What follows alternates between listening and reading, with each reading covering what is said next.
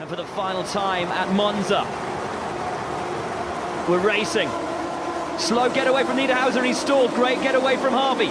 Sims manages to keep out of Cordius's way. Oh, and a big one into the back of Niederhauser there. But it is Harvey who leads down into the first chicane. Sims up into second, Regatta up into third. Oh, and over the back goes Cullen. And a big smash down there at the first chicane. And I tell you, the damage to the back of that Genzi, it's got away pretty light there, has Niederhauser. That could have been absolutely massive. It's contact, all control is gone, the machine is not working well. And who is it who whacks Niederhauser? It's Fontana. He was unsighted by Vishoyu, ahead of him. And Vishoyu suddenly pops out of the way. Oh my word, and look at the catch fencing and the job it did there, with that tyre flying, with the wheel flying off, and that is why those barriers are so important. It will do so any second now. Away they go, a very good start by Magnussen. Yellow flag waving, Scott Lakin has stalled at the back of the grid. Can they all avoid him? No! A tremendous impact. That looks like Chris Clark that has hit him, and I think Zach Brown was involved in that as well. Shattered cars all over the road. There is Lakin, thankfully okay, getting out of his Dallara as the emergency vehicles make their way onto the circuit. Lakin walking away from his car. Chris Clark and Zach Brown were the other two involved in that at the old hairpin, and that's what dropped him back. Replay of the start. Lakin stalls, everyone tries to avoid him. Chris Clark comes across, has nowhere to go, and bang! And Lakin's car pitched into the side of Zach Brown, who was trying to avoid them on the right-hand side. So three cars involved in a big shunt from another angle. Notice Lakin fails to get away. Most people avoid him, and Chris Clark thinks he's found a clear bit of road, zongs straight into the back of Lakin, who in turn is knocked into Zach Brown's car. 3, 4, 5 red lights in Jeddah. The feature race is underway for Formula 2. Robert Schwartzman's got a good launch, and there's a stall at Pourchaire and a big crash in the middle of the racetrack. Théo Pourchaire did not get off the line.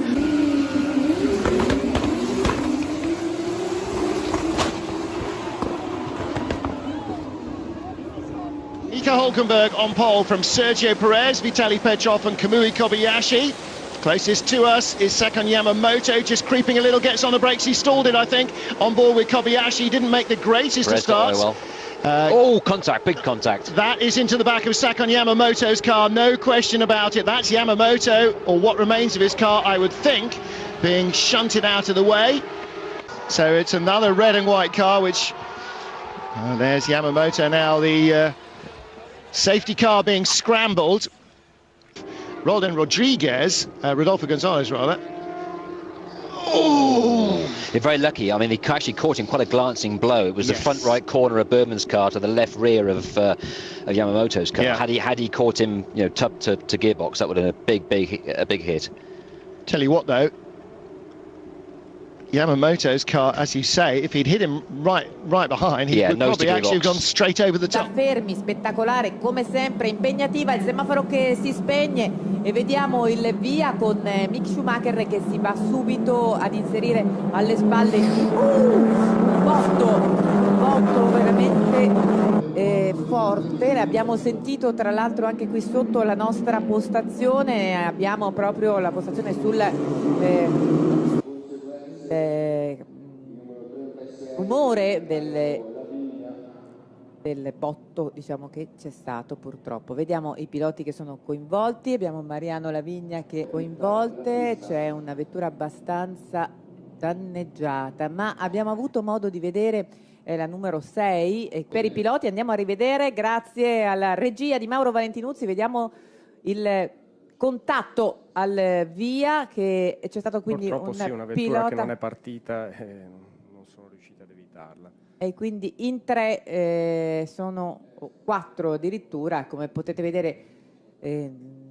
Chiaramente questo è uno dei momenti più impegnativi, ovviamente da dietro non è possibile accorgersi è molto difficile comunque quando si è lanciati in partenza accorgersi che c'è una monoposto ferma. Noi siamo...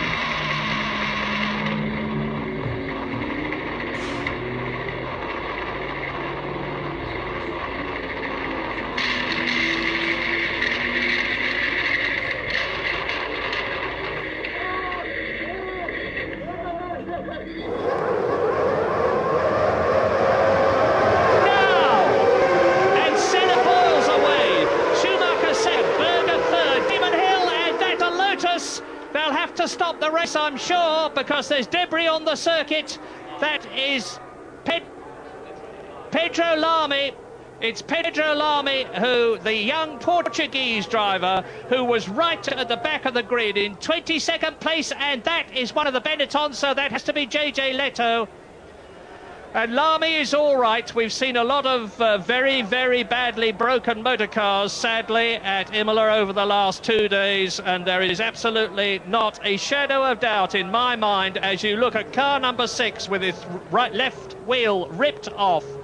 You saw, here's a replay. Now, look for Pedro Lamy cutting across from the left-hand side of your screen to the right, as out in the Sauber comes Wendling at you. You can see Leto underneath the green lights. He's stalled there. The Ligios go past him. There's Lamy cutting across, and wham! Straight into the back of the Benetton goes the Lotus. Lamy completely unsighted. Yes, that's just the kind of incident that Leto could do without, because apart from ruining his race, he of course is just recovering from a broken neck, and that kind of impact, which is going to be pretty hard, would undoubtedly have not done his neck any good at all. It's a great shame for Leto. He was really driving superbly in qualifying. There is Leto, there he is, he's stopped, he's stationary, and somebody's not going to hit him, and that's going to be Lamy. The Ligiers there going one each side, and they're just coming into our picture. Is Lamy. Oh, that was very nearly an absolute rearward incident, and that's taken the complete right side off that Lotus car, and that really could have clearly had absolutely catastrophic consequences. There's a wheel, looks like a wheel's gone in the crowd there actually, and very fortunate. Thank goodness he's all right. Very fortunately, that area of the grandstand is empty.